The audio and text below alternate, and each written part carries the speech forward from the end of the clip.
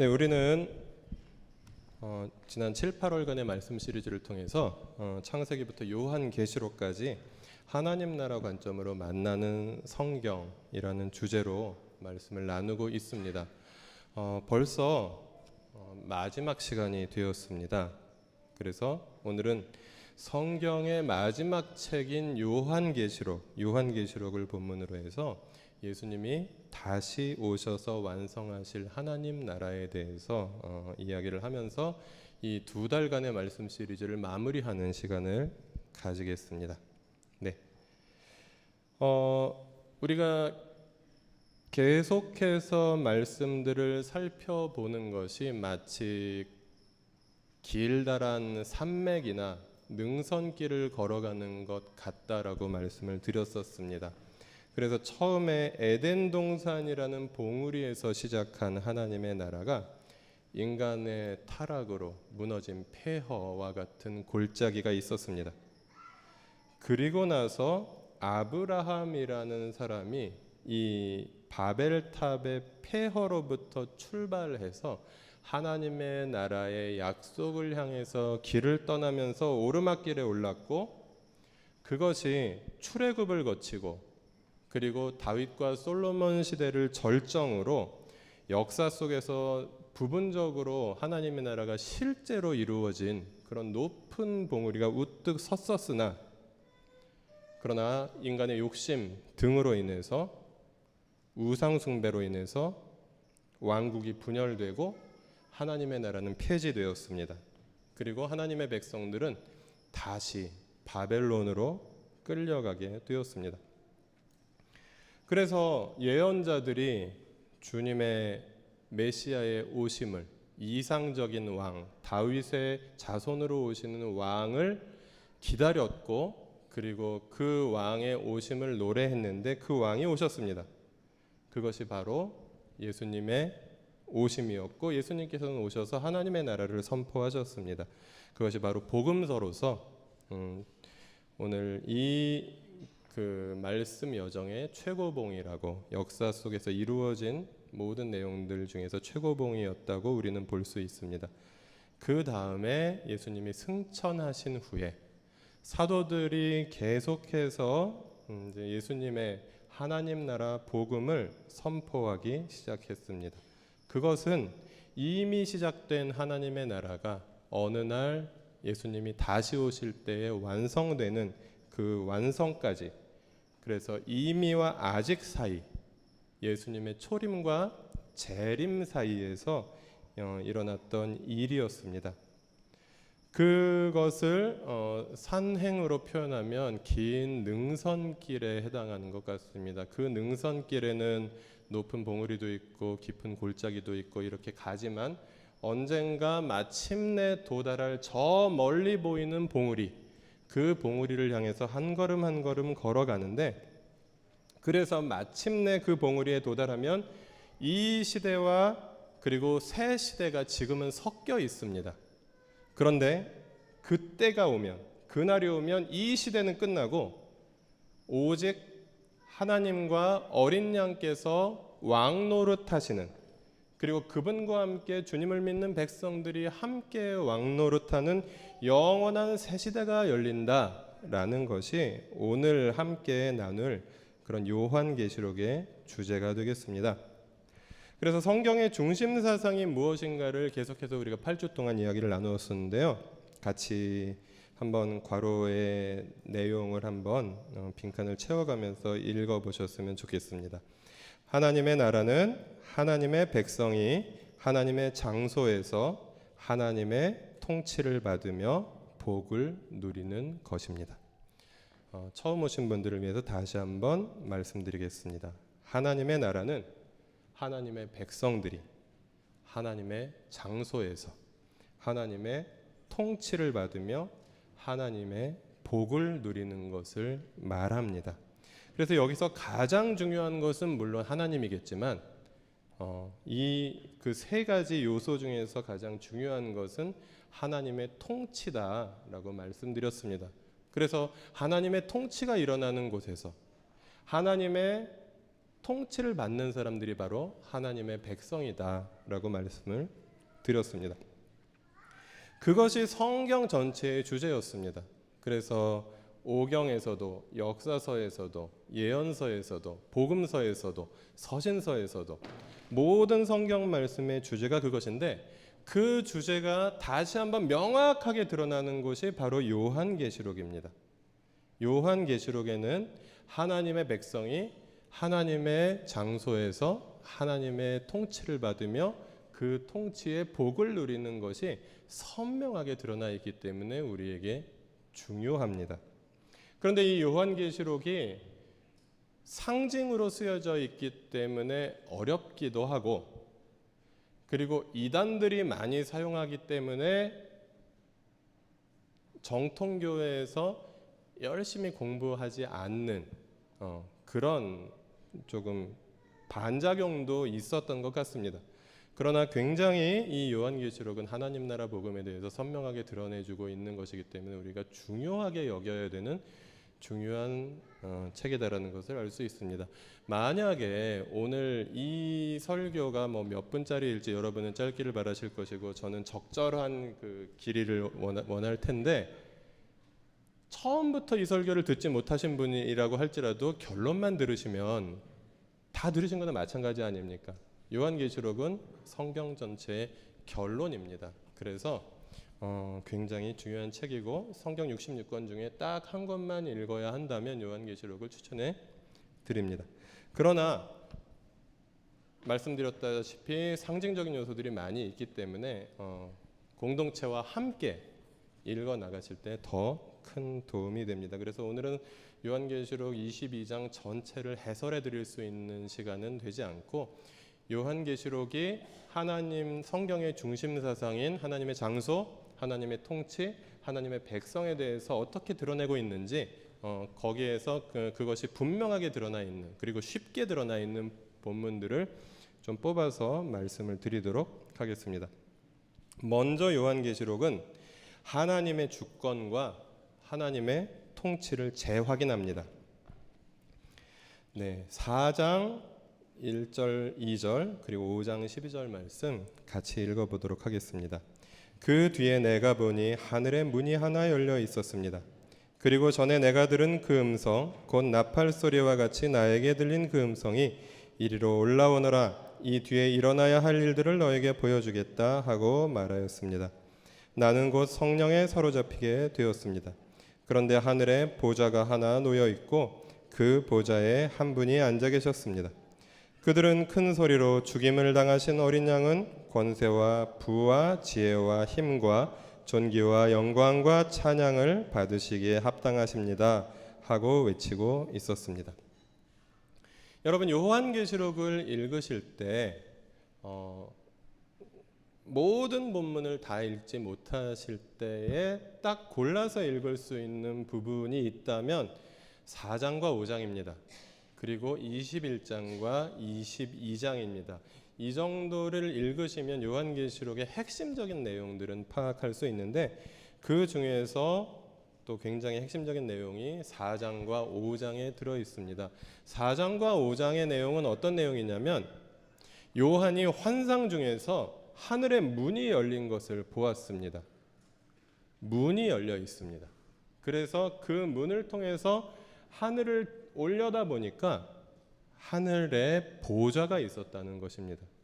그리고 보좌에 하나님께서 앉아 계시는 것 같은 모습이 보였습니다. 그런데 그 하나님은 너무 찬란해서 형체를 분명히 알 수 없습니다. 본문이 말한 대로 굉장히 밝고 환한 여러 가지 다양한 보석들이 반짝이고 있는 것 같은 형상으로 하나님께서 앉아 계신 것으로 추측하는 것을, 그 영광스러운 장면을 요한은 보았습니다. 그리고 5장 말씀에서는 그 보좌 앞에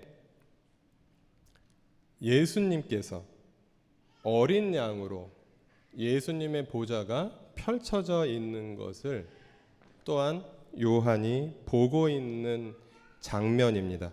그러면서 요한이 바라보고 있는 4장과 5장의 말씀은 하나님께서 보좌에 앉으셔서 다스리고 계시다는 것입니다.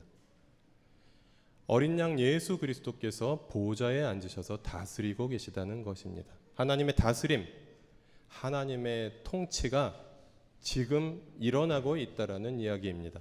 요한이 바라보고 있는 지금은 언제입니까?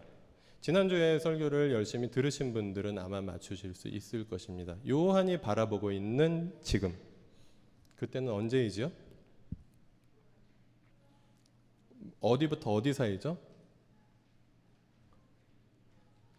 예수님의 초림부터 재림 사이. 그러니까 이미 예수님께서 초림을 하신 성경, 신약 성경이 집필되던 그 당시로부터 시작해서 지금까지 하늘에 보좌가 있고 그 보좌에 성부 하나님과 성자 어린 양 예수 그리스도께서 영광 중에 앉으셔서 지금도 통치하고 계시다는 것입니다. 여러분, 이 얼마나 갑자기 제가 설교하다가 흥분하면 목이 잠기는데 너무 놀라운 말씀 아닙니까? 지금도 하늘의 보좌에서 하나님과 그 아들 메시아가 통치하고 계시다는 사실. 지금 우리가 살아가고 있는 이 시대가 그렇게까지 힘든 시대가 경우에 따라서는, 느끼기에 따라서는 아닌 것처럼 보여서 이 하나님과 예수 그리스도께서 지금도 살아계셔서 다스리고 계시다는 이 선포가 그렇게 대단하게 막 엄청난 기쁨으로 와닿지 않을 수 있을지 몰라도 요한이 바라보았을 그 당시는 어떤 시대였습니까? 몇 가지가 시작되었다고 지난주에 우리가 배웠죠? 지난주에 우리가 배웠을 때 사도들의 시대에 시작되었던 몇 가지 무엇이었죠? 교회가 시작되었습니다. 그리고 한 가지 또 시작된 것이 두 글자입니다. 한국말로 두 글자요. 예수님을 믿으니까 로마에서 훌륭하십니다. 박해가 시작되었습니다.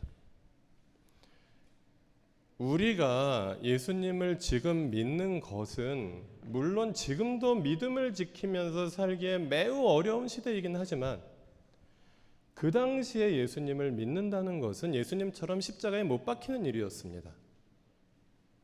예수님을 믿는다는 이유로 짐승에게 물려 죽어야 하는, 살점이 뜯기고 그냥 사자한테 먹혀야 하는, 그것도 공개적인 자리에서, 그런 시대가 바로 요한의 시대였다라는 것입니다. 그러면서도 초대교회 성도들은 믿음을 지켰고 그 믿음을 저버리지 않기 위해서 안간힘을 쓰고 있었습니다. 그 비장한 시대에 요한이 바라본 그림은 이 믿음을 지키는 것이 이토록 고통스러운 이 시대에, 그리고 로마의 황제가 이 세상의 모든 것을 장악하고 모든 사람의 영혼까지도 주장할 것처럼 그렇게 강력해 보이는 이 시대에 세상의 주인은 황제가 아니다. 세상의 주인은 하나님이요. 세상의 주인은 하나님의 아들 예수 그리스도이시다라고 지금 선포하고 있는 것입니다. 여러분 어떠세요? 아까 제가 처음에 말씀드렸던 것보다 조금 더 실감이 나시나요? 이렇게 하나님의 통치가 드러나고 있는 것이 요한계시록의 특징입니다. 그리고 그 다음 본문 말씀 같이 읽도록 하겠습니다. 창세기 2장 8절과 에스겔 47장 12절 말씀 이어서 같이 먼저 읽도록 하겠습니다. 주 하나님이 동쪽에 있는 에덴에 동산을 일구시고 지으신 사람을 거기에 두셨다. 주 하나님은 보기에 아름답고 먹기에 좋은 열매를 맺는 온갖 나무를 땅에서 자라게 하시고 동산 한가운데는 생명나무와 선과 악을 알게 하는 나무를 자라게 하셨다. 강 하나가 에덴에서 흘러나와서 동산을 적시고 에덴을 지나서는 네 줄기로 갈라져서 네 강을 이루었다. 에스겔입니다. 그 강가에는 이쪽이나 저쪽 언덕에 똑같이 온갖 종류의 먹을 과일 나무가 자라고 그 모든 잎도 시들지 않고 그 열매도 끊이지 않을 것이다. 나무들은 달마다 새로운 열매를 맺을 것인데 그것은 그 강물이 성소에서부터 흘러나오기 때문이다. 그 과일은 사람들이 먹고 그 잎은 약재로 쓸 것이다. 계속해서 요한계시록 22장 말씀 1, 2, 3절 5절까지 같이 읽겠습니다. 천사는 또 수정과 같이 빛나는 생명수의 강을 내게 보여주었습니다. 그 강은 하나님의 보좌와 어린 양의 보좌로부터 흘러나와서 도시의 넓은 거리 한가운데를 흘렀습니다. 강 양쪽에는 12종류의 열매를 맺는 생명나무가 있어서 달마다 열매를 내고 그 나뭇잎은 일이라고는 아무것도 그 도성에 없을 것입니다. 하나님과 어린 양의 보좌가 그 도성 안에 있고 그의 종들이 그를 예배하며 하나님의 얼굴을 뵐 것입니다. 그들의 이마에는 그의 이름이 적혀 있고 다시는 밤이 없고 등불이나 햇빛이 필요 없습니다. 그것은 주 하나님께서 그들을 비추시기 때문입니다. 그들을 영원 무궁하도록 다스릴 것입니다. 아멘.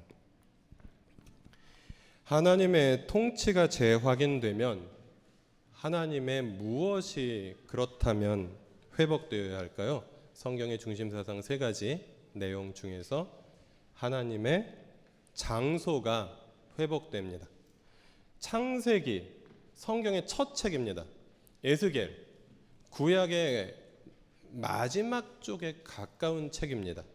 요한계시록 신약의 마지막 책입니다. 그런데 굉장히 놀라운 것은 우리가 세 군데에 출전해서 성경을 지금 계속해서 읽었는데 비슷한 이야기가 반복되고 있죠. 생명나무가 계속해서 나오고 있습니다. 그리고 그 열매로 사람들이 먹고 그 잎은 사람들을 치료한다는 이야기가 계속해서 나오고 있습니다. 그리고 그 나무를 중심으로 해서 강이 흐르는 이야기가 나오고 있습니다. 생명수의 강이 흐르고 있습니다. 네, 제가 또 놀라워서 목이 잠기고 있는데요. 네, 에덴 동산의 모습입니다. 처음에 하나님께서 세상을 창조하신 것을 상징적으로 보여주는 에덴 동산의 모습이 그랬습니다. 아름다운 동산에 생명나무가 있고 그리고 그 주위로 강물이 흐르고 있고, 그래서 동산에는 온갖 그 풀들과 나무들과 식물들이 자라나고, 그리고 들짐승들, 날짐승들이 뛰어다니고 날아다니고, 강에는 많은 물고기들이 노니는 모습, 그것이 원래 하나님께서 만드신 이 세상의 아름다운 모습이었습니다. 그리고 하나님께서 아담에게 얘네들을 아름답게 다스려라 라고 말씀하시고 에덴 동산에 사람들을 세워놓으셨습니다. 그것이 인간의 사명입니다. 하나님의 피조 세계를 다스리는 사명. 그것을 모두 보시고 하나님께서 말씀하셨죠. 하나님께서 보시니 좋다, 좋았다라고 말씀하신 그 에덴 동산의 아름다웠던 원창조가 인간의 타락으로 인해서 깨어졌다고 우리가 7월 둘째 주에 말씀을 나누었었습니다. 그런데 그 창조가 회복되는 것을 이 8월에 우리가 묵상하고 있는 에스겔서, 엊그저께 우리가 묵상한 말씀에 이렇게 이야기하고 있습니다. 에스겔이 바라보고 있는 것은 에덴 동산의 창조가 회복되는 모습입니다. 그래서 생명나무가 나오고, 그리고 생명의 강이 흐르고, 그 강에 많은 종류의 물고기들이 살고 있습니다. 그리고 그 생명나무의 열매를 사람들이 배불리 먹고, 그리고 그 생명나무의 잎새로는 사람들을 치유하는 이야기가 에스겔이 꿈꾸었던 에덴 회복의 비전이었습니다. 이스라엘이 멸망한 다음에 아무것도 없는 땅에서 이스라엘 백성의 굉장히 중요한 사람들이 전부 바벨론으로 끌려가서 포로가 되어 있는, 그래서 도대체 희망이라고는 아무것도 찾아볼 수 없는 그 상황에서 에스겔 선지자는 그것을 내다보았던 것입니다.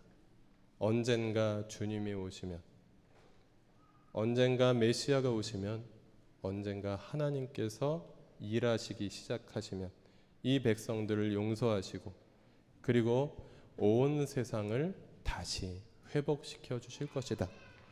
그 꿈이 그로부터 이제 500년 정도가 지난 후에 예수님이 오셔서 그 회복의 나라를 시작하셨고, 요한은 지금 성경의 마지막 책인 요한계시록에서 그 꿈이 완전히 회복되어서 새로운 창조가 완성되고 확립되는 그런 모습들을 보여주고 있습니다. 그래서 단지 요한이 보고 있는 그 회복된 세상, 하나님의 장소는 단지 아무리 고통스러워도 우리가 내 주 예수 모신 곳이 그 어디나 천국이라는 지금 현재 우리들이 예수님을 믿고 있는 이 상황 이후의 그 상황, 예수님이 다시 오신 후에 완전히 이 세상을 하나님께서 원래 창조하셨던 아름다운 모습으로 회복시키고 복원시켜 주시는 그 꿈을 보여주고 있습니다.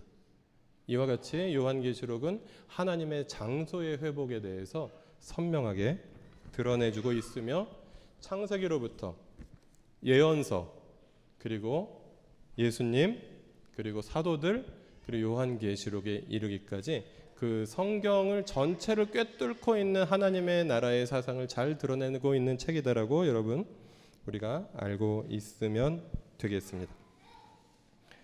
네, 그 다음에 하나님의 장소에서 하나님의 통치가 확인되면 어떤 일들이 생길까요? 이제 하나님의 백성이 하나님의 통치를 받는 그 아름다운 복을 경험하는 내용을 우리가 함께 나눌 수 있겠습니다.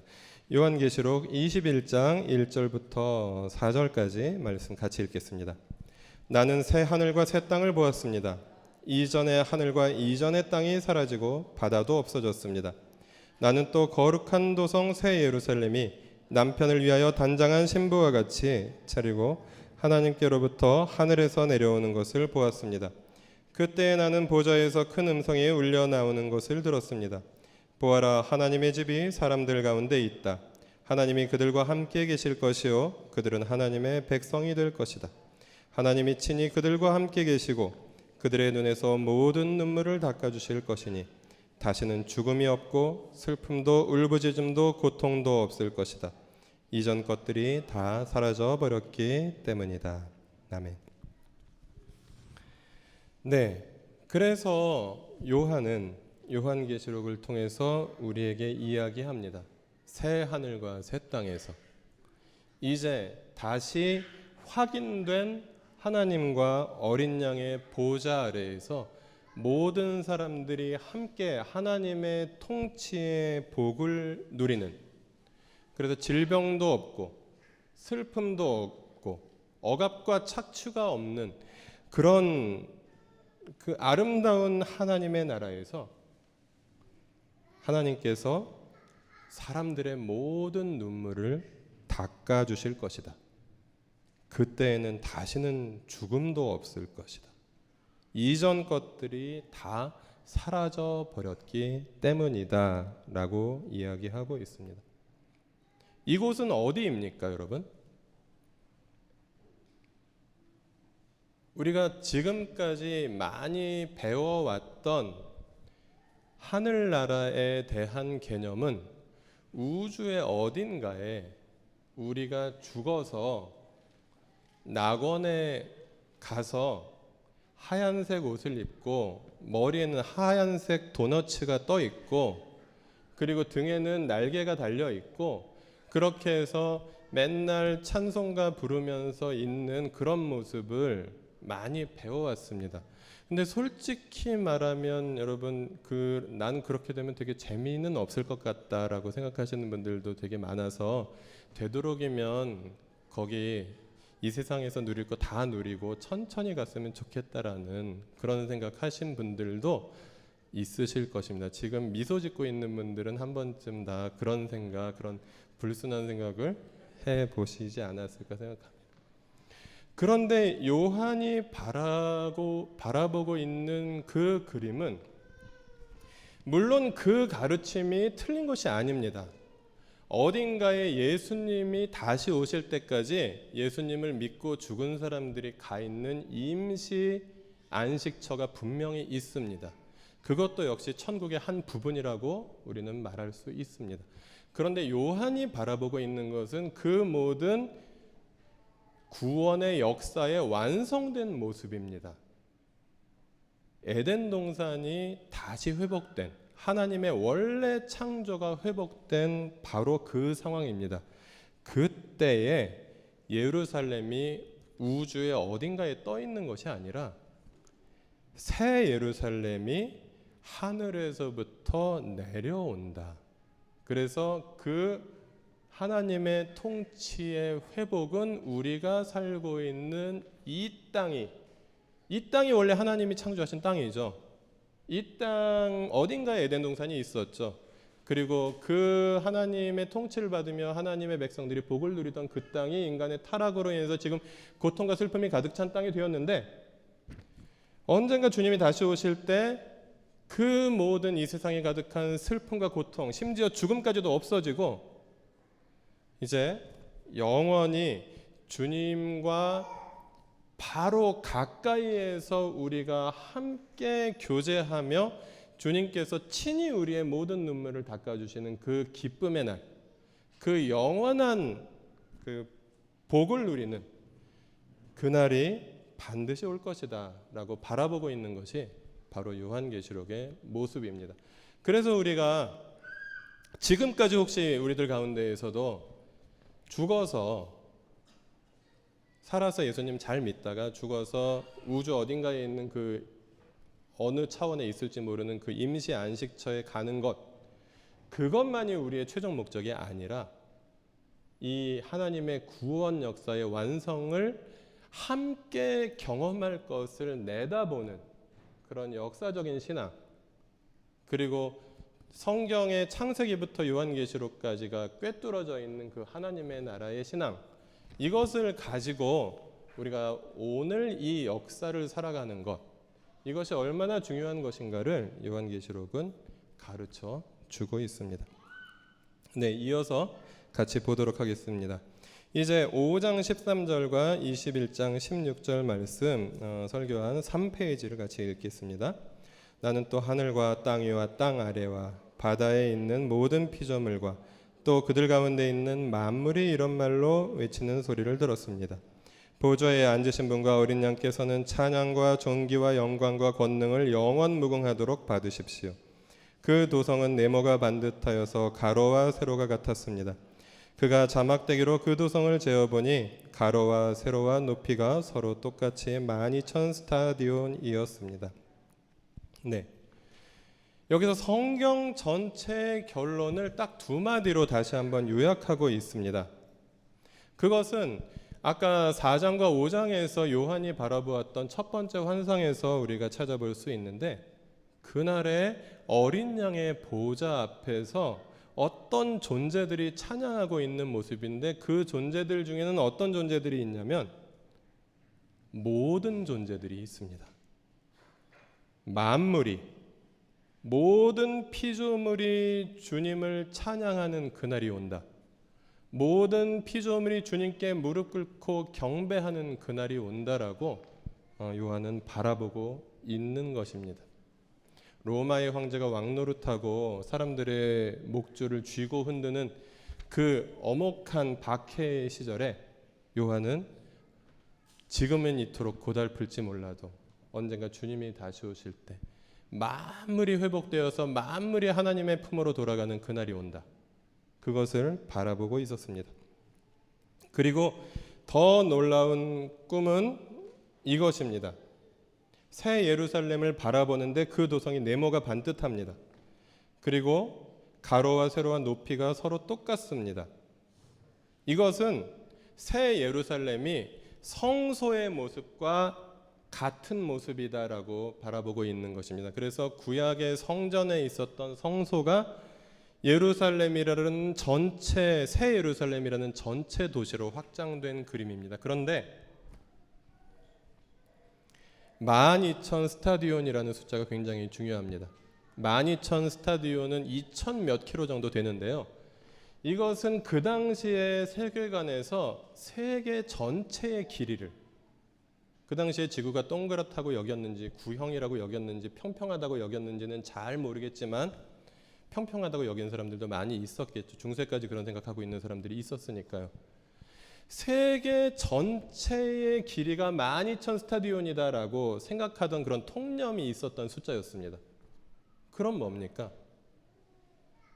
새 예루살렘은 조그마한 성소가 아니라, 저 서남아시아의 어떤 도시가 아니라, 그 조그만 도시가 아니라 세계 전체가 새 예루살렘이 될 것이다라는 말입니다.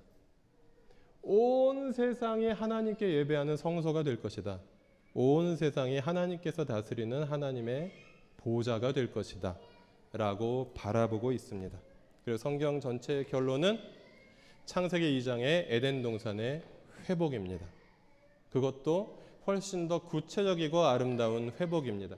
그리고 에덴 동산에서의 인간의 타락으로 인한 여러 가지 모든 고통들이 사라진 그런 회복입니다.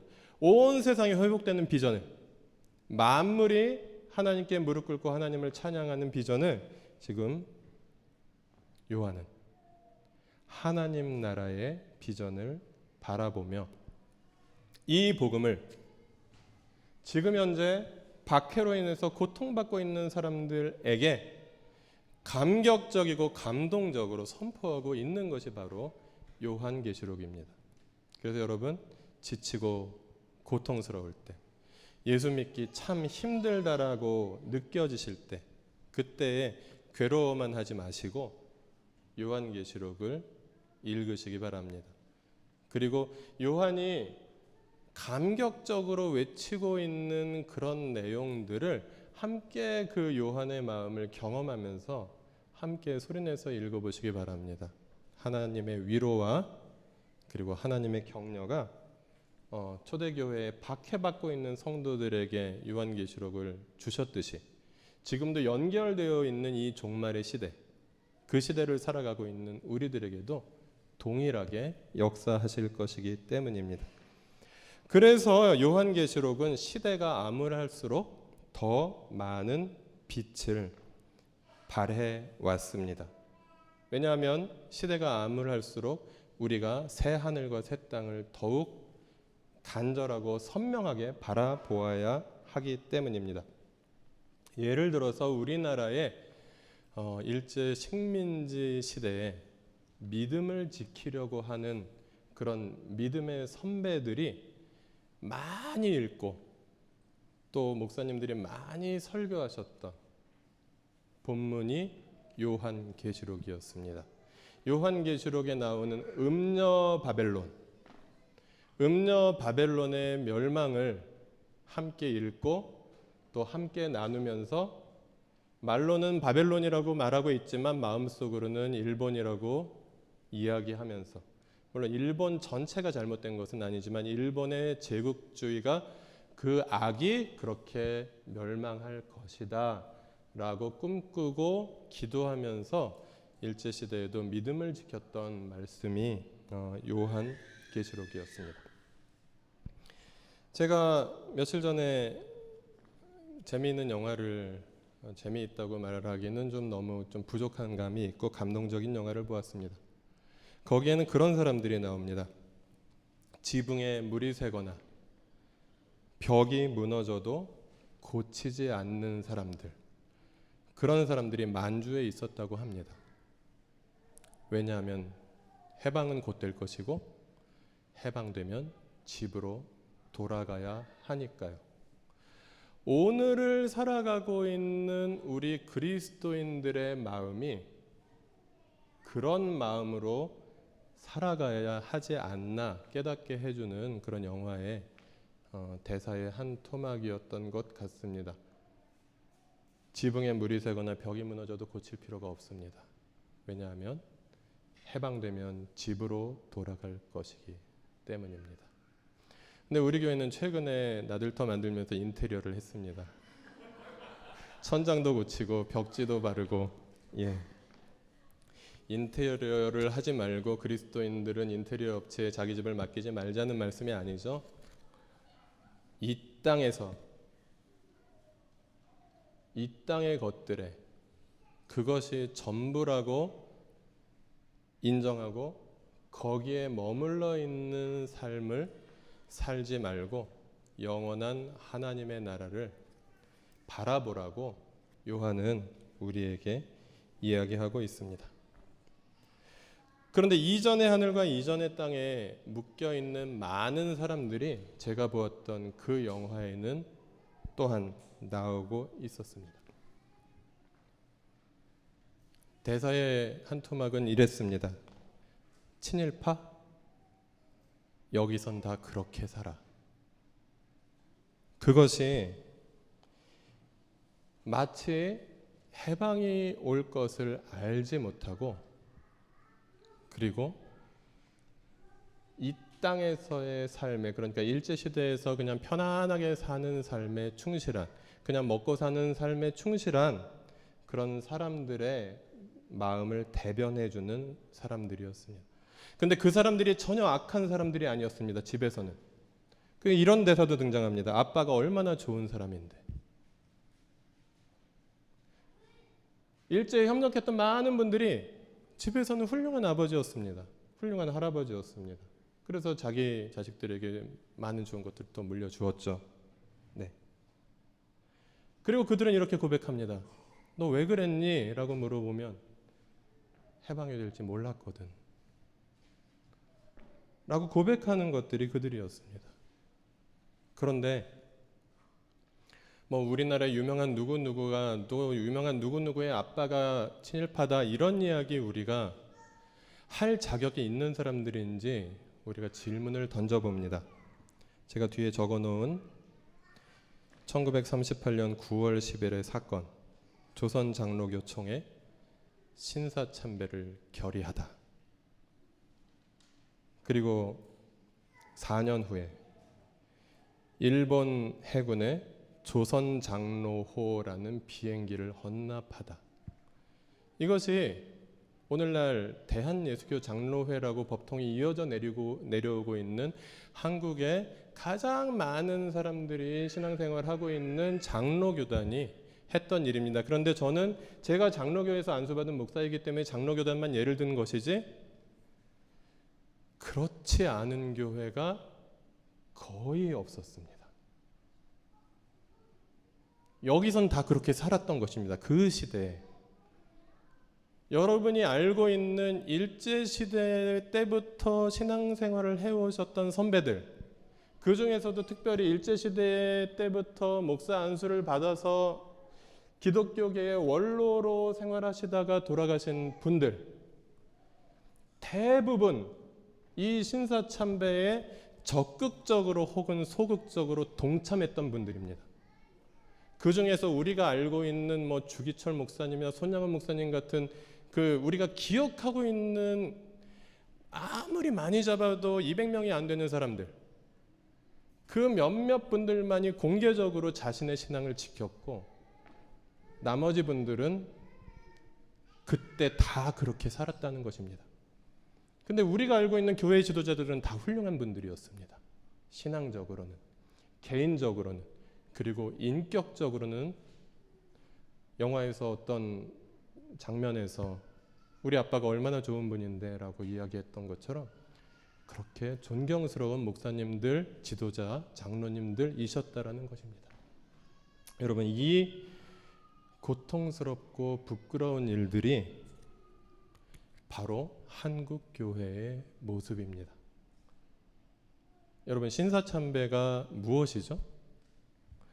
신사참배는 신사에 가서 예배를 드리는 것입니다. 그것이 기독교 지도자들이 전체 1년에 한 번씩 모이는 총회라고 있어요. 그 총회에서 결의한 것들입니다. 그리고 교인들의 헌금을 모아서 조선장로호라고 이름을 붙여서 일본 해군의 전투기를 선물하고 세러머니를 하는 그런 일들이 일어났던 것이 우리 신앙의 선배들의 또 한 부끄러운 모습이라는 것입니다. 장로교만 그런 게 아니라 감리교도 그랬어요. 네, 감리교호도 있었습니다.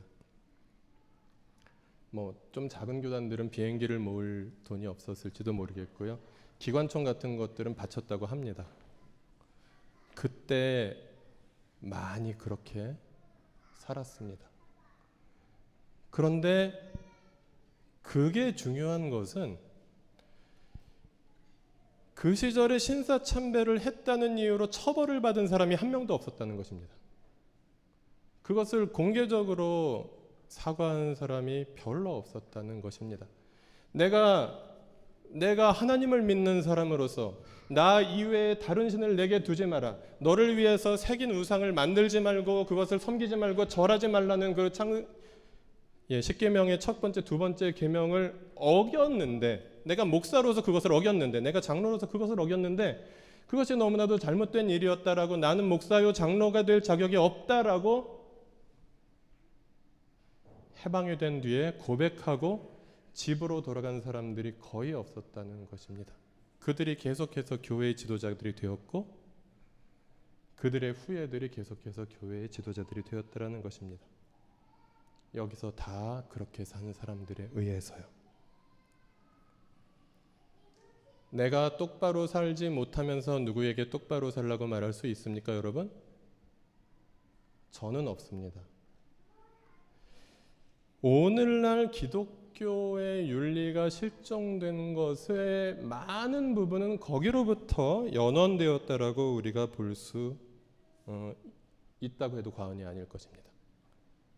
내가 신사참배를 한 사람인데 누구의 행동을 지적할 수 있을까요? 내가 하나님을 버린 사람인데 누구의 행동을 지적할 수 있을까요? 한때 잘못했던 것은 회개하면 끝납니다. 그런데 그 회개가 통렬한 회개가 없었다라는 것이죠. 그러면서 한국 기독교는 올바로 살자는 이야기를 하지 않았습니다. 그냥 교회 생활 열심히 하자는 이야기를 했습니다. 그리고 행위가 아니라 믿음이라는 것을 강조했습니다. 여러분, 행위가 아니라 믿음으로 구원받는 말이 맞는 말입니까? 틀린 말입니까?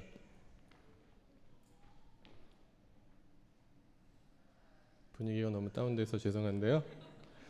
행위가 아니라 믿음으로 구원받는 것은 진리입니다.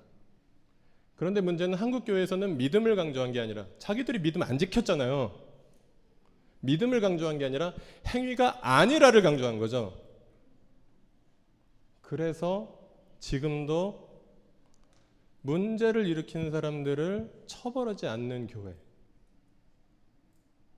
목사는 문제를 일으키면 교회에 옮겨서 딴 교회 개척하면 되고, 교인은 교회에서 문제를 일으키면 딴 교회 가면 되는 그런 시대가 되었던 것이, 그 이유도 분명히 있다라는 것이죠. 그래서 오늘날의 괴물 기독교, 돈과 명예와 쾌락과 권력과 조금 순수한 분들이 건강을 쫓으면서 그런 것들을 얻는 것이 하나님의 축복이다라고 말하고 토닥거려주는 그런 기독교가 되어버린 것이죠. 네, 그래서 저는 이렇게 말씀드립니다. 한국 기독교의 타락은 지도자들 몇 명이 개인적으로 일탈한 것이 아니다라는 것입니다. 지도자들 몇 명이 돈 욕심 절제하지 못하고, 지도자들 몇 명이 성적 욕망 절제하지 못하고, 지도자들 몇 명이 명예욕 절제하지 못하고, 지도자들 몇 명이 노욕을 절제하지 못해서 일어나는 일이 아니라, 이 한국 기독교의 이 전반적인 타락의 상황들은 역사적인 문제라는 것입니다. 해결되어야 할 것이 해결되지 않았기 때문에, 요한계시록을 계속해서 붙들고 하나님 나라 복음을 신앙으로 가지고 다시 오실 그리스도를 바라보고 믿으면서 그분을 믿고 의지하면서 이 세상에서 겪는 고통을 견디어내고 극복해냈어야 되는 그런 역사를 겪었으면서 거기서 그냥 타협해버리고, 타협한 자들이 회개하지 않는 그런 일들이 일어나고 있었기 때문에, 그 역사의 결과로 그들이 뿌린 씨의 열매로 이런 이상한 기독교가 만들어져 있다는 것입니다. 그래서 우리는 이렇게 고백합니다. 참된 회개는 역사를 바꾸는 일이다. 우리가 정치인 몇 명이 자기 할아버지가 친일파였네 그러고 참회하는 그런 이야기 들어본 적이 있습니다. 우리가 그 사람들을 손가락질할 수도 있고 그 사람들이 다음 선거에서 또 당선되기 위해서 그러는 것이라고 생각할 수도 있습니다. 우리는 한국의 교회가 친일파였다라고 고백하고 그것을 회개하는, 그래서 이제 하나님을 하나님으로 모시는 교회, 돈이 아니라 명예가 아니라 권력이 아니라 쾌락이 아니라 물질적인 것들이 아니라 현세적인 것들이 아니라 영원한 하나님의 통치를 받고 믿고 따르고 그것을 순종하는 교회, 그것이 정말 축복이라고 여기는 교회를 세워나가는 것이 바로 우리가 누구 과거에 친일했던 사람들, 과거에 겁나서 신사참배했던 사람들 비판하자는 이야기가 아니라 그것이 바로 우리 마음에도 남아있는 우리의 흔들리는 신앙의 DNA일진데 그것들을 버리고 참된 하나님 신앙으로 돌아가는 일, 그것은 바로 역사적인 일이고 역사를 바로 세우는 일이고 그것이 바로 우리가 참된 신앙을 회복하는 일이다라는 것 우리가 기억해야 하겠습니다. 여전히 암울한 시대, 일제시대의 믿음을 지켰던 지도자들은 그랬을지언정 이름 없는 많은 신앙인들이 또한 있었습니다. 그들이 읽었던 요한계시록을 우리가 읽으며 지금도 여전히 하나님의 백성들을 괴롭히는, 아니 모든 사람들을 괴롭히는 저 사탄의 악의 영향력 속에서 우리가 살아가고 있는데 그 속에서 믿음 지키며 살아가는 것이 결코 쉽지 않은데 우리가 참된 믿음을 회복하고 참된 믿음을 지키며 주님 다시 오시는 그날을 기다리는 발걸음, 참신앙의 발걸음을 우리가 걸어가라고 주님께서는 우리에게 초청하십니다. 그래서 2달간의 말씀 시리즈의 결론을 여러분께 드립니다. 성경을 올바로 읽으면 올바른 교회가 태어납니다. 성경을 올바로 읽으면 올바른 성도가 태어날 수밖에 없습니다. 성도가 올바로 태어나고 교회가 올바로 태어나면 이 나라는 올바르게 될 것입니다. 우리가 참된 종교개혁은 그래서 성경을 올바로 읽는 것에서 시작되는 것입니다. 성경을 올바른 관점으로 읽고 그것을 나의 지식을 더하는 것으로 끝나는 것이 아니라 나의 화려한 언변을 늘리는 것으로 끝나는 것이 아니라 하나님의 말씀으로 여기고 순종하며 그것을 나의 개인적인 영역이나 아니면 일주일 중에서 주일 하루만 순종하는 사람들이 아니라 매일매일 나의 삶의 모든 영역 속에서 순종하는 사람들로서 성경의 독자들이 그렇게 변해간다면, 그렇게 성장해간다면 반드시 건강한 하나님 나라의 백성들은 생겨날 것이고 건강한 교회는 회복될 것입니다. 우리 교회만 그 길을 걸어가고 있는 것이 아닙니다. 이름 없는, 우리가 잘 모를 수도 있는 많은 깨어있는 믿음의 백성들이 그 길을 함께 가고 있습니다. 그리고 그들이 이 요한계시록의 하나님 나라 복음을 읽고 들으면서 그것으로 격려받고 그리고 함께 천상의 예배에 참여하며 지금도 살으셔서 보좌에서 다스리고 계시는 하나님과 어린 양의 보좌에서 예배를 드리는 그런 영광스러운 예배를 우리가 지금도 참여하고 있는 것입니다. 여러분, 하나님 나라 관점으로 성경을 올바로 읽으십시다. 성경이 말하는 건강한 공동체를 함께 세워가십시다. 하나님 나라 백성으로 내가 자라가며 지금도 우리들 이렇게 무릎에 있는 어린 아이들을 하나님 나라 백성들로 키워내는 그런 우리 나들목 일산교회가 되어야 하겠습니다. 기도하시겠습니다.